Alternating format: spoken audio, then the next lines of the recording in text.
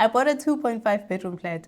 When I bought this property, I bought it because it was in a nice area. Not that it was in an expensive area, but it was nicely located near hospitals, near a university, near the CBD. So it meant for me that I could get tenants easily. So because I'm buying this property as an investment property, I wasn't buying it to live in it. I was buying it as an investment property.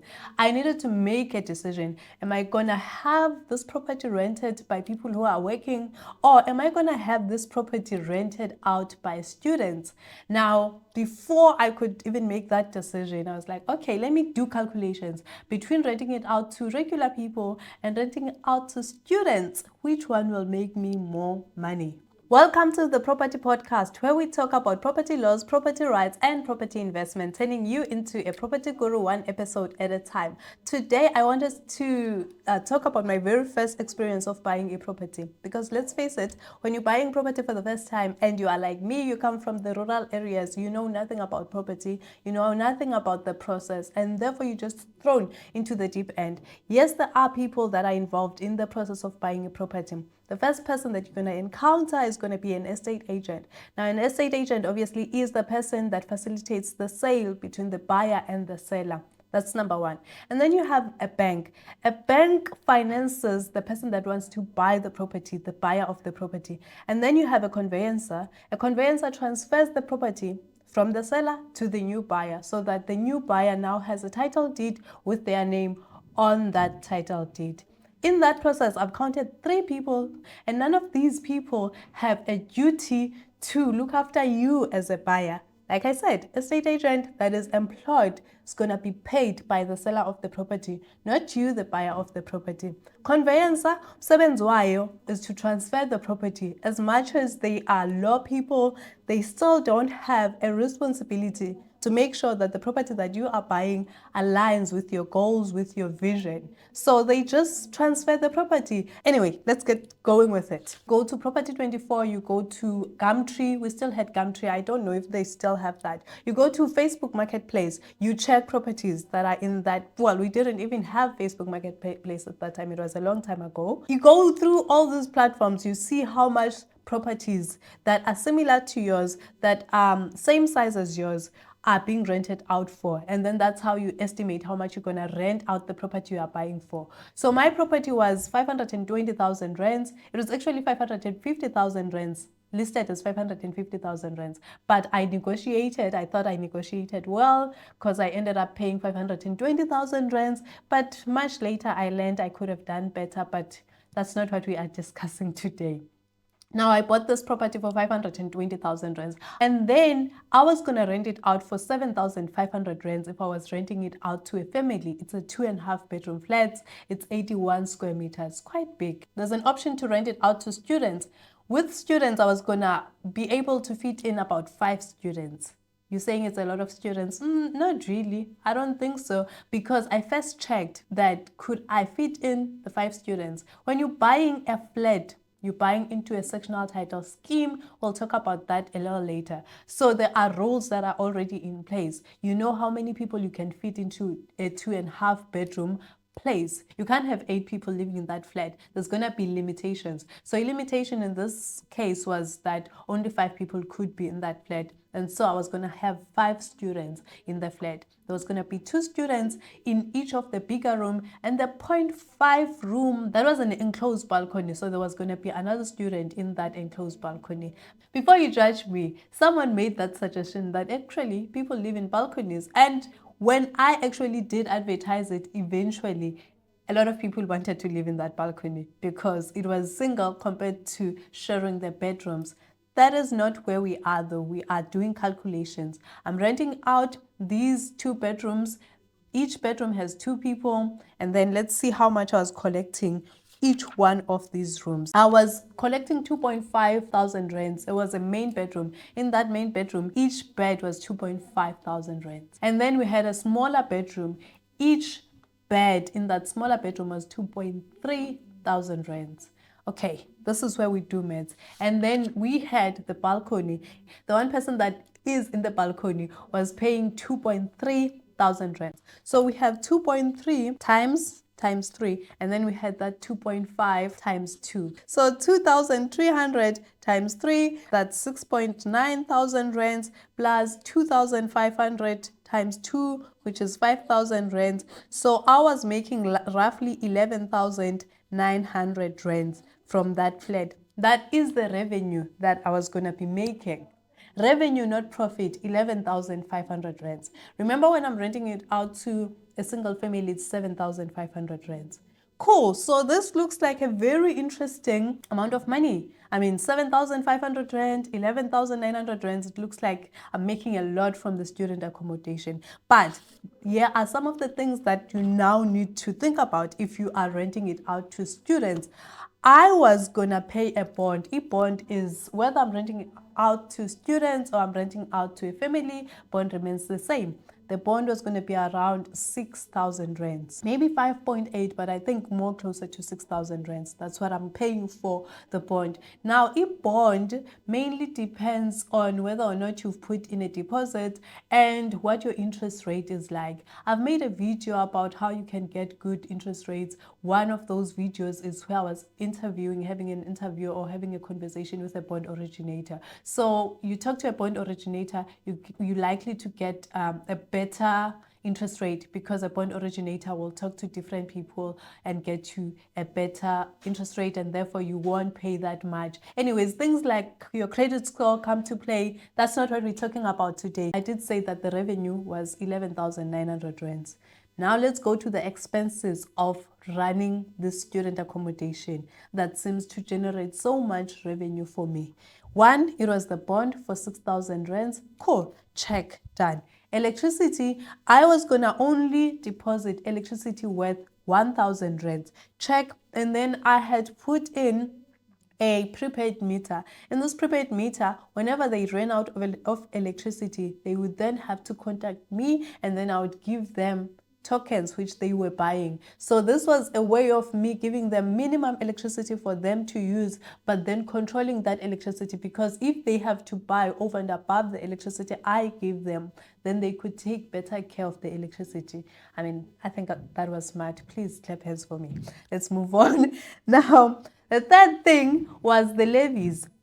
You have levies. If you're gonna live in a flat, if you buy into a flat, you pay what's called levies. You don't pay levies if you live in a standalone flat. You only pay it in a sectional title scheme. Remember, a sectional title scheme is not only with flats. It can also be a standalone house, or a house that looks like it's standing alone. If your title deed says section 18, even if the house is a standalone house, it means you're buying into a sectional title scheme. It needs to say portion 1 of F5, or it needs to just say F8 of this township. That's how you know you're buying a standalone property. So I was buying a flat. It was obvious for me that this was a sectional title scheme.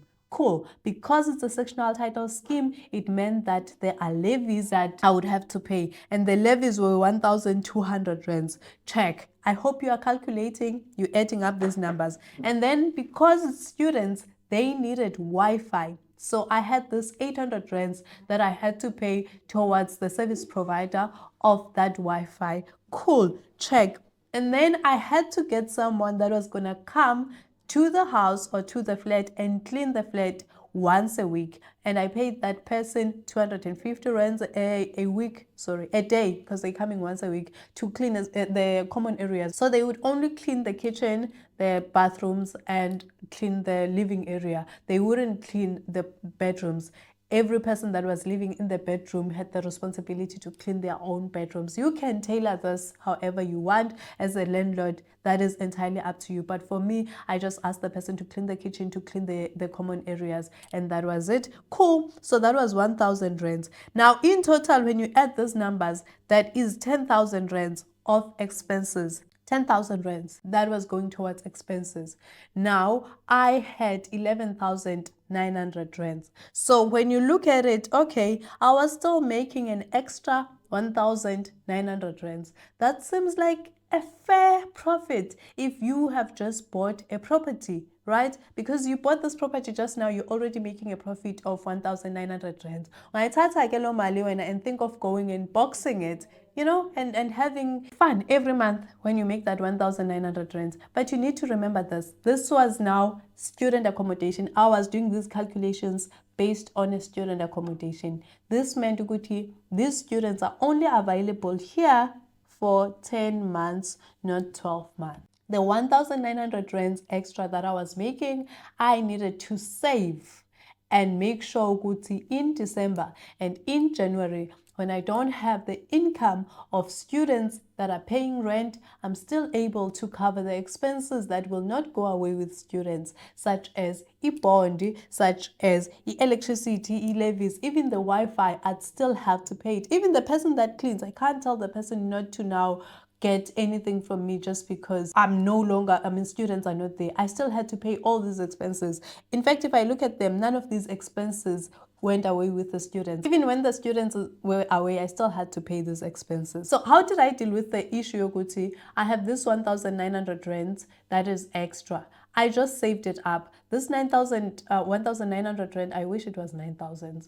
It was 1,900 rands. That amount of money had to go towards maintenance because students or anyone really that's living in your property that doesn't own the property are not very likely to look after your property. So I had to think about maintenance, and then I had to think about the 2 months where I wouldn't get rent. But I got smart.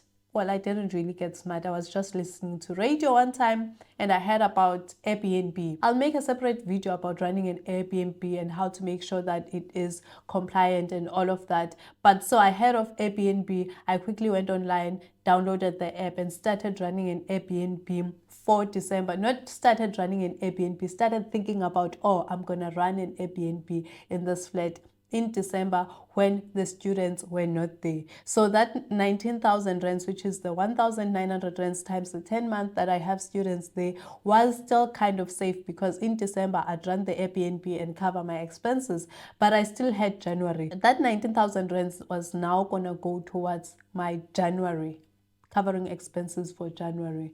Makes sense, right? I went on with my life because I had this whole plan. I'd written the numbers down, like I've written them here. I'd done my calculation. I was using something better than a phone. I was using an actual calculator, had a computer with spreadsheets. And so I decided that even if there were these many expenses that came with running a student accommodation compared to making 7,500 rands per month from renting out to a family, I liked the student accommodation idea better.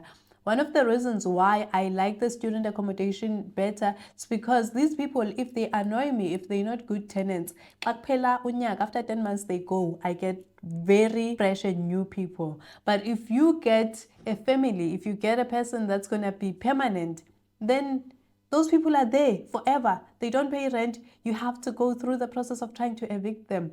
I was thinking about all these things as I go along. Because if you think about it, having a family meant that I would have this 7,500 rand school, but I didn't have to pay for Wi-Fi. I didn't have to pay for cleaning. I didn't have to pay for electricity. I didn't have to pay for a lot of things. I just had to pay the bond, and then I had to pay, which was 6,000 rands, and then I had to pay the levies, which were 1,200 rands. So in total, my expenses were only 7,200 rands, which means I was making a profit of 300 rands, which I could save for maintenance and such things. But there were no additional expenses that were needed from me if I was renting out to a family. In addition to that, a family would rent out that property from January till December. I didn't need to worry about Airbnb and that kind of stuff. I still went with student accommodation though, for the reasons I've already outlined. But the most the one that really compelled me, that reason was that students after 10 months would be gone and I wouldn't have to deal with them. I'd get brand new ones, and if after 10 months they also gone. So I went with them. Now, after all these calculations, I bought the property, I put in the offer, I signed the offer to purchase, put in 520,000 rands, purchase the property. Cool. You would think that everything will go well because I've done so much work. I've done that much calculation. It turns out As soon as I moved in, 3 months down the line, they introduced something called a special levy. The special levy was 1,600 rands a month. I didn't budget for 1,600 rands extra per month. This is shooting my expenses now from what, 10,000 rands to 11,600 rands. I did not budget for this. I didn't know that this was possible. Let's go back to even levies. I didn't know about levies until I spoke about buying a property at the office. And then someone at the office just said, oh, how much is it? I said how much it was. And they said, oh, how much are the levies? I'm like, what are levies? So I went back to the estate agent. I was like, how much are the levies? The estate agent was like, it's 1,200 rands. Like, so when were you gonna tell me this? Anyways, that's how I found out about the normal levies. And so I did my calculations based on all this information. And then I moved in. Turns out, in addition to the normal levies, there's something called special levies. And it's not 300 rands, it's 1,600 rands. Guys, I'm at the office, so there are people outside. You may hear laughs and strange noises. Just run with it, okay? Anyways, so special levies, and that totally threw me off. It made my life difficult. I had already bought this property, and now it meant whatever I was doing, I always had to worry about this 1.6 that I had never planned for. Here are 5 things that I have learned from buying that property, or buying properties over the years, or just dealing with people who have bought property, or helping developers, just being in the property space. But very much from my very first property purchase, it is that you need to know what the rates are, how much they are. You need to know the levies too. Ask about the levies. Just because no one mentions the levies, then it doesn't mean they don't exist. Ask what the levies are, how much the levies are. That's number 1. Number 2, you need to ask what you are buying, especially if you are buying a flat in a sectional title scheme, but especially a flat. Are you buying this with the parking? Because just because the person who's currently residing in a flat you are buying parks on parking bay number 18 doesn't mean you are also purchasing that parking. So check that the offer to purchase that you are signing says you are buying both section 18 and then parking bay number 3. If a parking bay that has been allocated to that section is parking bay number 3. My point is, just check what you are buying, check what it comes with, and make sure it's what you want, it's what you think you're buying. That's number 2. Number 3, you need to be sure you speak to security guards and cleaners. The estate agent, remember, has one role or one goal, and one goal only, to sell the property. The conveyancer has one goal and one goal only, to transfer the property. And the conveyancer would not even have seen the property, so they don't know what's going on. The bank has to finance your property. They'll go and check, is this property worth the money that they want to give you in order to finance the property? But there's things they won't check. A lot of things they won't check. If banks actually checked everything, they wouldn't finance a lot of properties that have issues. So you can't rely on any of these people. You need to do your own checks. Speak to the security guys and to the cleaners. They know the unofficial things about that flat. They know they know who's annoying. They know if your neighbor uyathakatha. They know if it's pleasant to stay there or not. So they know this body corporate doesn't, for an example, allow pets. So you don't want to buy into a property that doesn't allow pets when you know you're a dog or a cat person. And you can't blame them. You can't want them to change their rules for you. If they don't allow students, for an example, you don't buy to rent out to students in a body corporate or in a block of flat that has a body corporate that doesn't allow these things. Some of these rules will be written down, you'll know about them. Some of the rules are not really rules, it's just how the people live there, and you will only hear that from people like security guards and the cleaners. So have conversations with people, be nice in general to everyone, and people will start telling you things. And then you need to know what the rules are. I've already mentioned one rule, and that was about the pets. So you need to know what the rules are of this sectional title scheme that you're buying into, and be sure you will be able to adhere to the rules before you even buy. The most important thing, get the minutes of the previous annual general meeting of that body corporate. I'm saying this slow so that we get minutes of the previous years, 2 to 3 years, but mostly the previous year of the annual general meeting of that body corporate. There they would have discussed things like maintenance, like are rates going to go up, are levies going to go up, what are their plans regarding this. And so from reading those minutes, you'll know if there's a chance of the levies going up. And then you won't end up with the levies that you had no idea would happen of your 1,600 rands. You won't end up being surprised in your 1,600 rands that you have to pay monthly every month. And that was for 3 years. Yes, it was going to stop after 3 years. But for 3 years, I was going to have to pay that 1,600 rands. And I did pay it. And yandihlala apha yandenza ndacinga into yobana indaba yeproperty ayisebenzi. But it was because I did not have enough information.